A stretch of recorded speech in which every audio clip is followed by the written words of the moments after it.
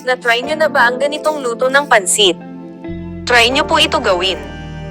Mas masarap pa ito sa original flavor na pansit. Kung gusto mo malaman kung paano ito linuto ay panoorin mo po ito hanggang dulo.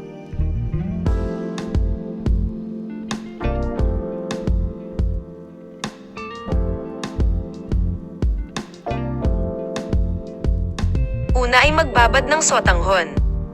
Magpakulo ng tubig at ibuhos sa sotanghon.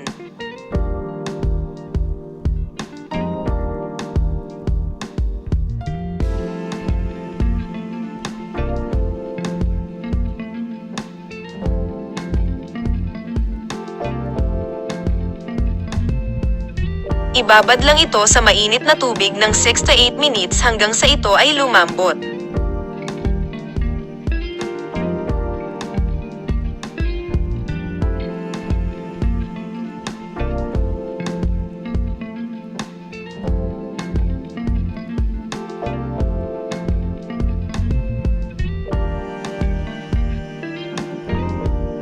Pag malambot na ay hugasan ito ng malamig na tubig tapos ay ibabad ulit sa malamig na tubig.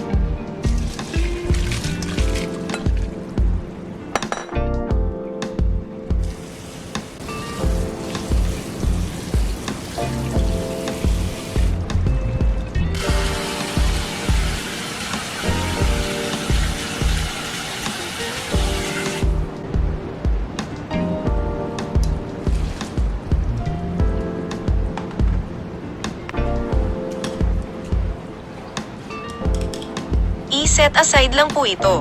At gagawin na ang next step. Ito ang mga kakailanganin na ingredients. 400 grams na chicken breast. Nahugasan na po ito at hiniwa ko ito ng paaba.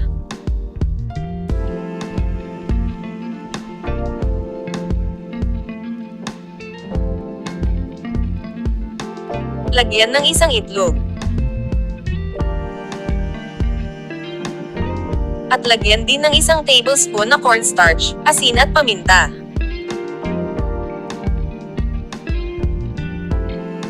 Pagkatapos ay haluin ng mabuti.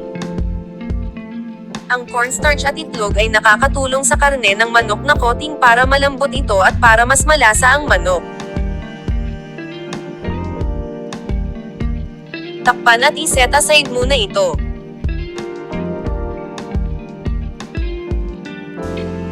Kailangan din ng 300 grams na prawns. Ito ay na-deveined at nabalatan na.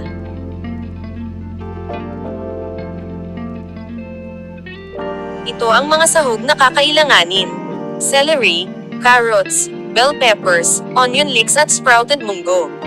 Pwede kayo gumamit ng ibang gulay na gusto nyo. Maglagay din ng mga pampalasa. Soy sauce, oyster sauce, asin, paminta at chicken powder.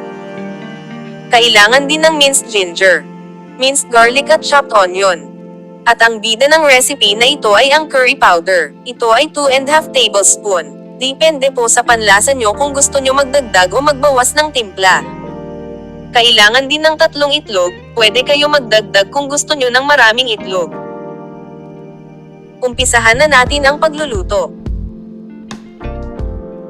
Una ay magpainit ng mantika mga 70 ml. Pag mainit na ay ibuhos ito sa curry powder.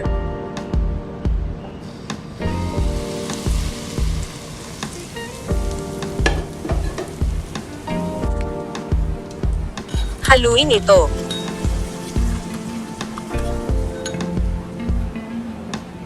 Takpan at i-set aside.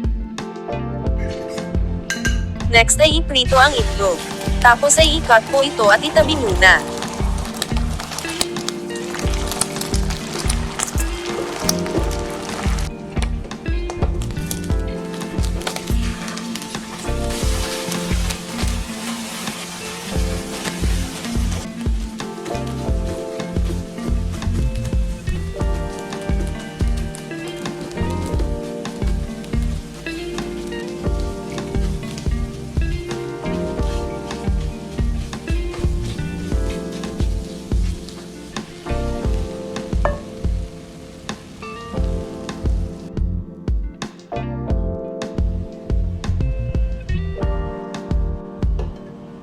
Next ay i-saute ang luya.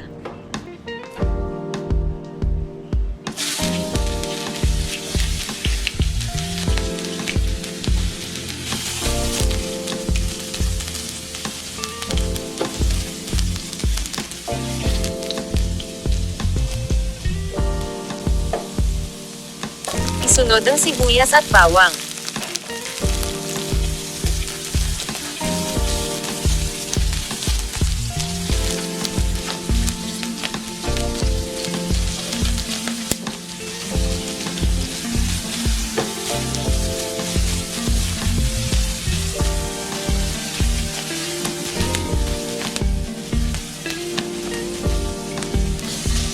Iprito ng half cook ang mga prawns.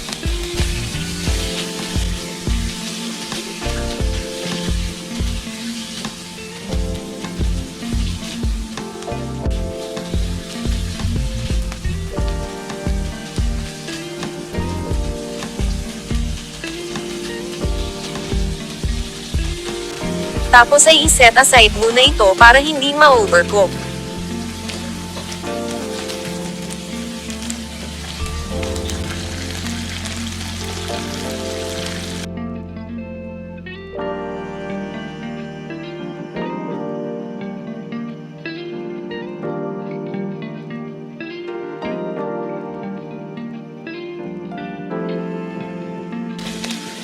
Isunod namang i-saute ang manok na minarinate kanina. Lutuin ito.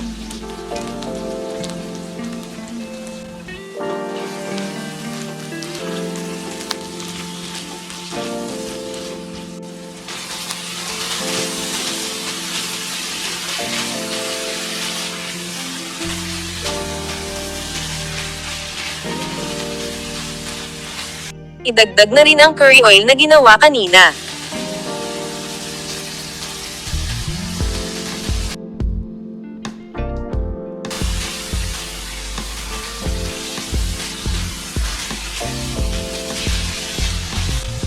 Ilagay na ang carrots.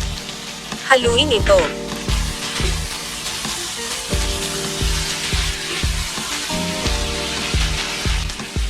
Idagdag na rin ang mga iba pang gulay.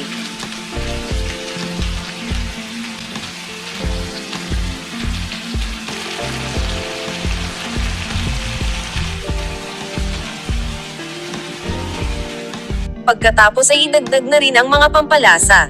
Magdagdag ng curry oil at mga pampalasa kung nakukulangan kayo sa flavor.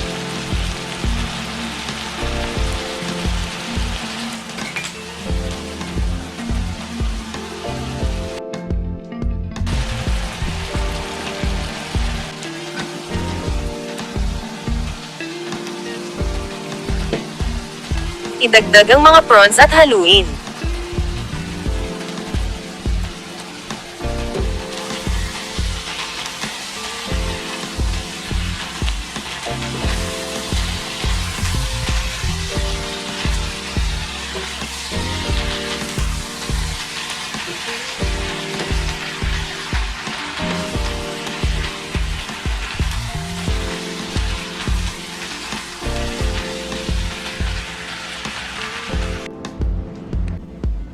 Idagdag na rin ang pansit.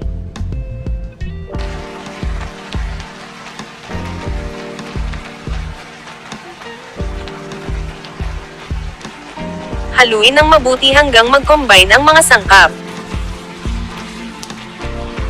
Medium heat lang ang apoy para even ang pagkaluto at hindi masunog.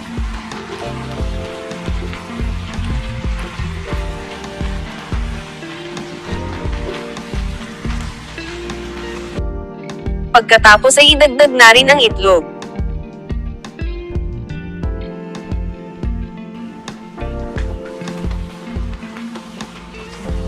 Luto na po ito. I-serve nyo po agad habang mainit pa. Salamat po sa pagnood. Kung gusto mo pa po ng mga ibang video na gaya nito ay paki-subscribe lang po ang aking channel na Glenn J para mapanood nyo pa po ang mga i-upload ko na iba pang lutong bahay recipes.